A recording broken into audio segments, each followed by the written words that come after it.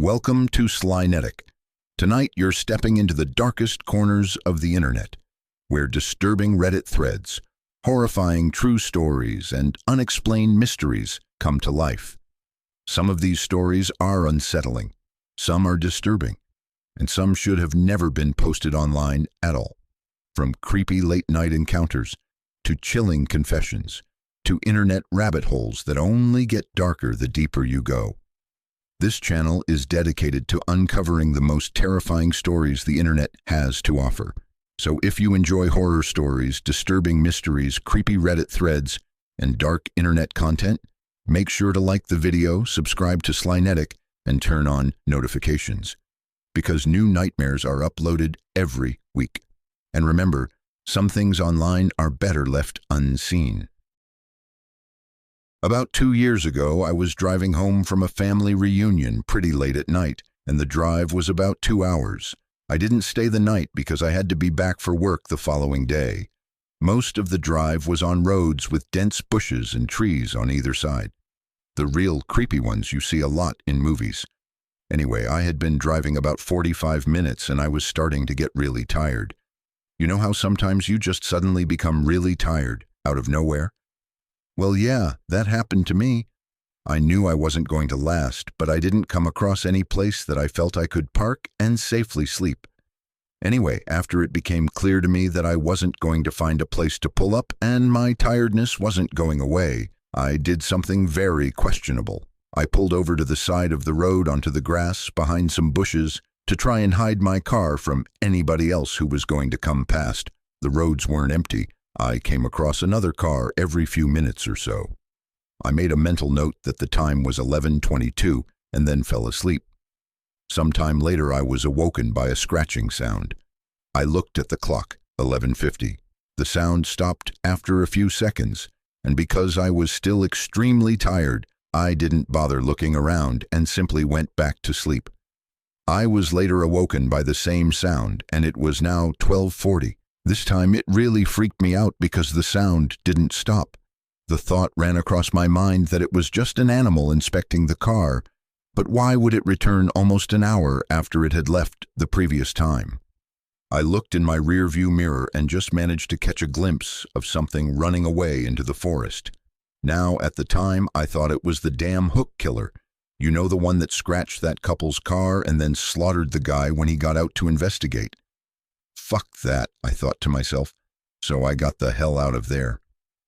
There was a bend no more than 100 yards up the road, and as I came around it, there was a fucking car parked off to the side of the road with the driver's side door opened.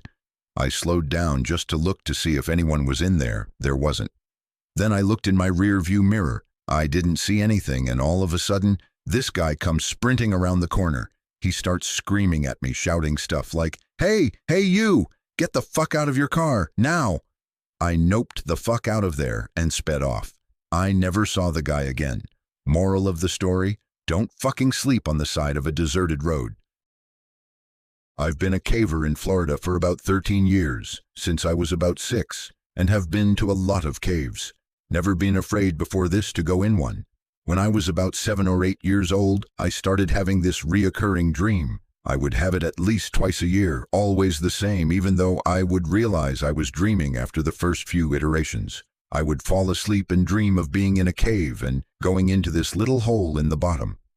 Inside, I would see a 10 to 15 foot long corridor about 2 to 4 feet high.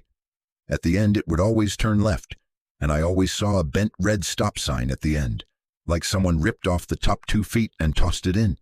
But I would always follow the corridor.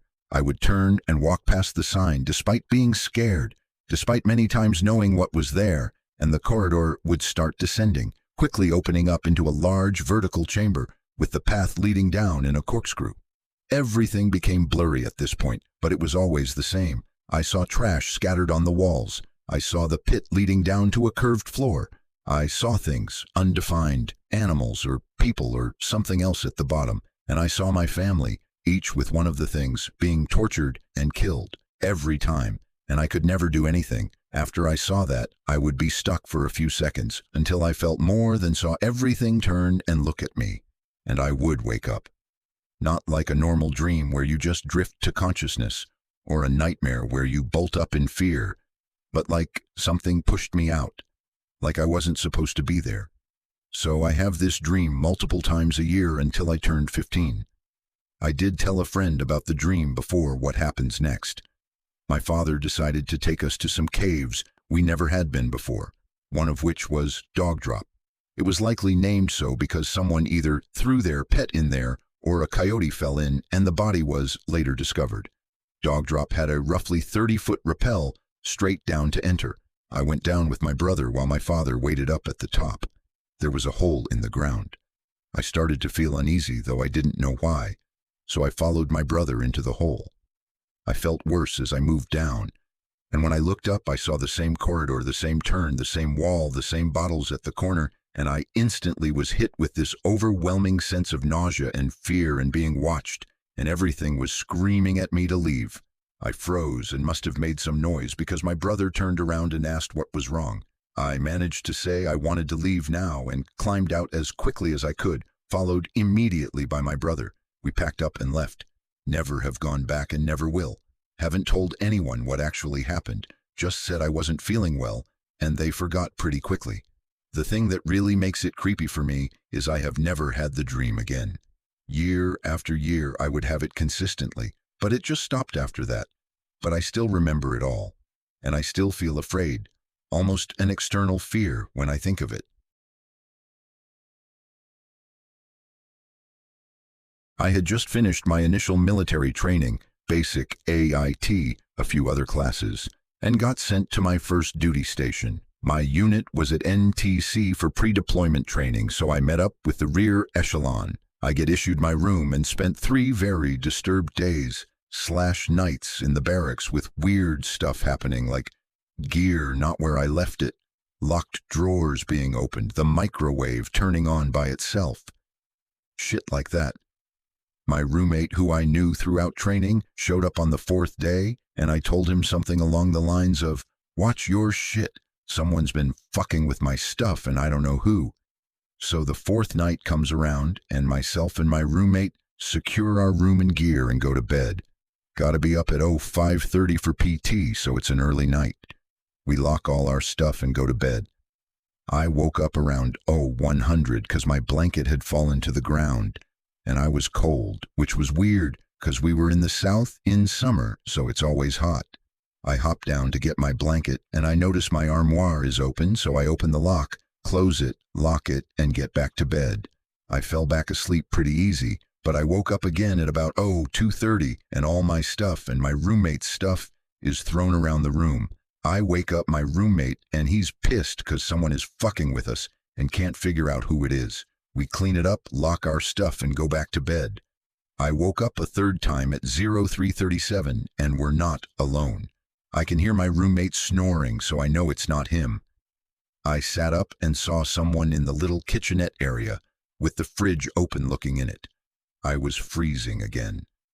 I was about to say something as the soldier turned around. My eyes had a moment to adjust to the bright light, and then I started recognizing gear like the L-shaped flashlight on his shoulder, his Alice pack with magazine holders and canteens, boots and fatigues. This dude was combat ready. As my eyes reached his face, he turned a bit, and I could see it. Half his head and helmet were gone, blown off by the looks of it. I'm scared shitless at this point. He closed the fridge, walked across the room, keeping his bright green eyes on, opened my front door, and walked out. As he exited, he turned back around and said to me, "Be safe." I didn't sleep the rest of the night. I didn't wake my roommate up. I just sat up in bed for about 2 hours till I had to get ready for PT.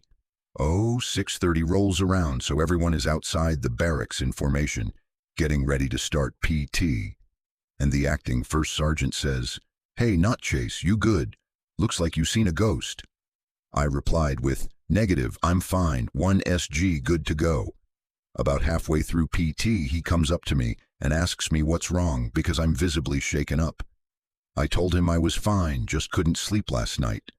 A few others asked if I was okay, and I just lied and said I was fine. I really wasn't, and they could see that, but they let me be. After PT ended the acting, 1 SG pulled me to the side and told me to speak freely, openly, and with all confidentiality and off the record. What is wrong? I told him that if I told him what happened, he would think I'm batshit crazy. He assured me it was off record and once again said, "Talk to me. You seriously look like you've seen a ghost." That got an awkward chuckle out of me, and I began to tell him my story, and when I got to the part about his head, the acting 1SG lost his shit. "Who the fuck put you up to this? This is not funny," etc., etc. He smoked me for about 30 minutes, made me do push-ups, mountain climbers, stuff like that, all while yelling at me that I'm a piece of shit. Finally, after about 30 minutes of that, he says, "Look at me in the eye and swear on everything that you love that you're not lying to me." I told him I was not lying. It fucking happened. So he says, "Follow me," so I do. We get to the command office, which I had never been in, and they were obviously locked. He takes me behind 3 locked doors and 3 rooms I had never stepped foot in, and when he opened the last door, I saw it. It gave me chills. It still gives me chills, but plain as day, there's the soldier's portrait behind the commander's desk. I froze and said, "That's him." Acting 1SG, the guy who assigned me that room, told me who it was. He was a corporal in the unit on my unit's first deployment to Iraq, and he died in an IED attack that took off part of his head. I was the first soldier to be assigned that room, since it belonged to the deceased corporal. He forgave me and I forgave him, and he told me some stories about who this guy was. I deployed with that unit just a couple months later and spent 12 months fighting in that shithole. I nearly died, I don't know how many times. My vehicle got hit with IEDs and rockets, and it always made me think of that corporal. I survived more things than most people can image, and I always felt like that corporal was keeping an eye out for me. Not everyone in my unit was as lucky as me. 3 from my company didn't get to come home.